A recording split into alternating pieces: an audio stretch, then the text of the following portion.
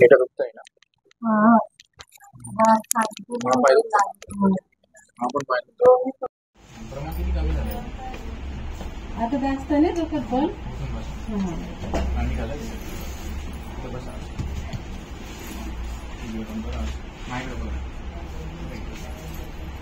हां बरं, मी काय सांगतो नीट ऐका. तुमच्या कमरामध्ये 2 ठिकाणी प्रॉब्लेम होता आणि मानेमध्ये 1 ठिकाणी. तर कमरामध्ये 4थ्या 5व्या आणि 6व्या मांडक्यात वरची जी टिक्स असते ती पण खाली सरकते. टिक सरकून भरपूर दिवस झाले पण त्याच्यातली गादी असेल फाटून हळूहळू बाहेर यायचं. बाहेर आल्यामुळे कमरापासून जी सायटिका नावाची नस जपते ती कमरापासून कधी पायाला कनेक्ट असते. कमरापासून पाय दुखणं, जड पडता, रग लागतो, गळ लागते, मग गायचं हो की नाही. पण काय होतं, बऱ्याच जणांना गॅप असतो, गॅप पडल्यानंतर लगेच त्रास होतो. पण ज्याच्या मणक्याची गादी सरकते त्याला त्रास होतो, समजलं. पण तुमचं असंच होतं, पहिल्या मणकं सरकणं पण त्याचा काही त्रास नव्हता.